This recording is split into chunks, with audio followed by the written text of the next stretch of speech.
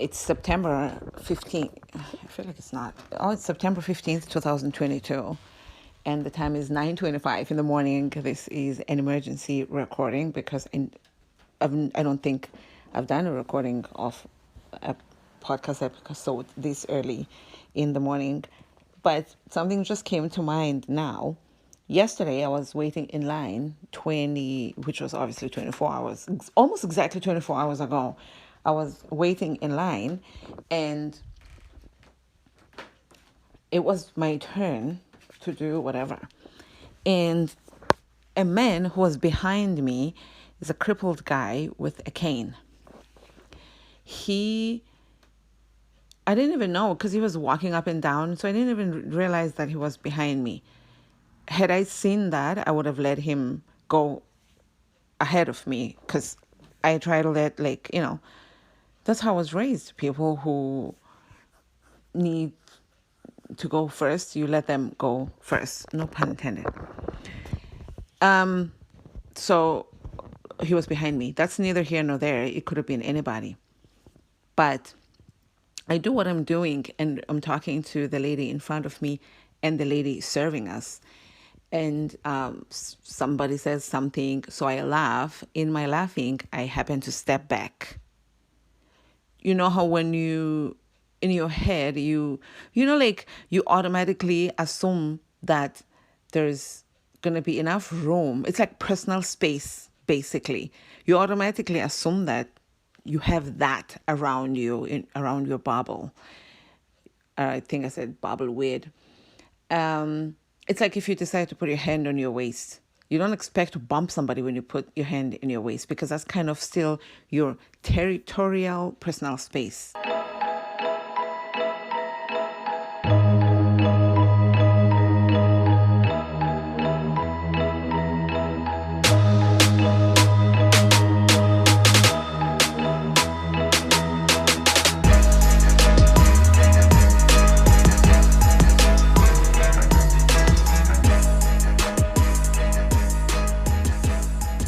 By the way, hi everybody. My name is Babala Brooke. Thank you for joining me for another episode of Brooking with Brooke, or whatever this podcast is called.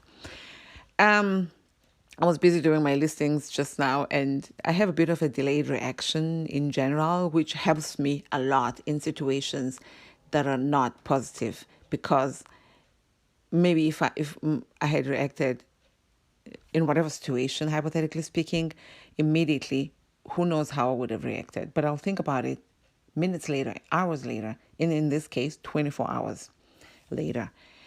Back to the story. I stepped back and I almost bumped into him. I didn't bump into him.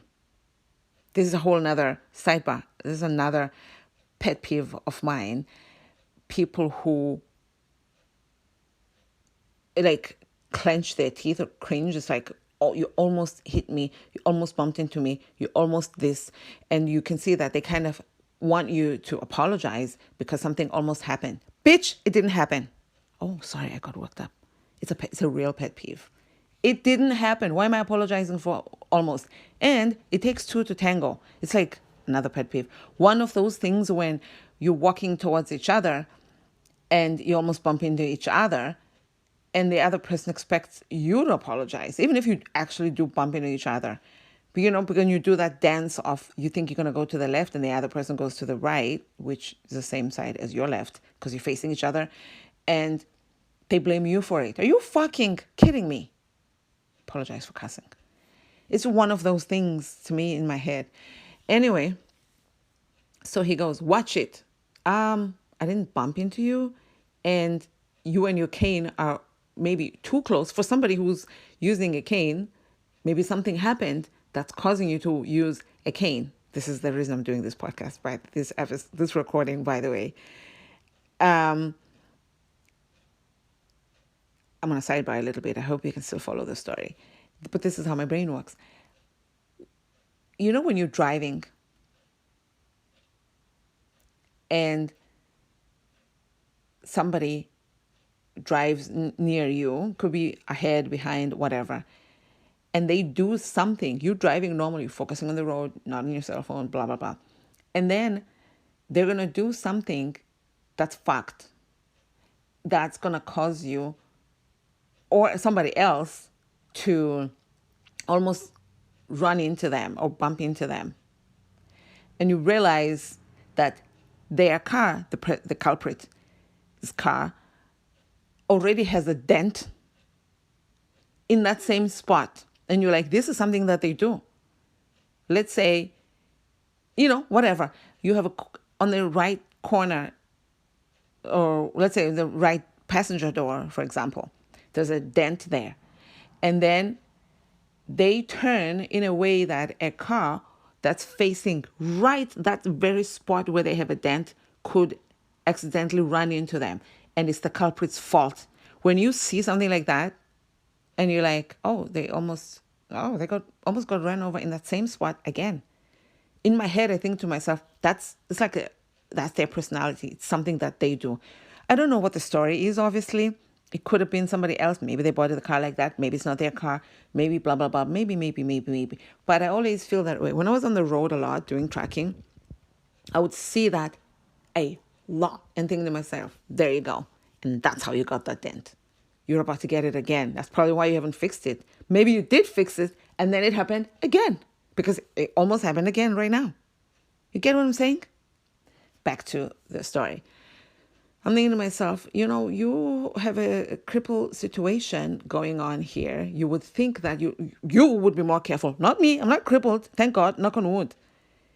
You know what I mean? I don't have that kind of situation. So maybe I would be more careless because I don't have to protect my cane or my whatever. I'm just saying, maybe again, I'm looking at it, I'm biased because it's me. You know what I mean? I'm looking at it, this is my perspective of the story. Watch it, he goes. So I said, oh, sorry. And then I said, oh, by the way, I didn't realize you're right behind me. I would have let you go first. Anyway, he says, remember, he doesn't, no appreciation of what I said or whatever, which I didn't say to be appreciated. It's just that, like I said at the top of the thing, that in my head, if I had seen, I would have let him go before me, but I didn't. I thought he was done or whatever. He wasn't even in line the whole time. So he says, remember, 6 feet. What? First of all, we haven't been 6-feeting for a minute now, unless we're back to that, because I don't know what's going on in the world, but we're not. Okay. Not that I need to be closer to him than 6 feet. But my point is, I stepped back just one. I know we're in line. I'm not that dumb that I would have backed up 6 feet. I know this guy was not 6 feet behind me. He was tailgating me. It was more closer to my personal space. I am ahead of you in line. Therefore, 6 feet is not upon me to bestow. Wow, I never said, wow, it sounds like something from like the Bible or like Shakespeare. You need to be 6 feet. I hope this is recording because I'm not doing this again. You need to be 6 feet behind me if you care about 6 feet. Am I right, folks? Am I tripping? I mean, I kind of am.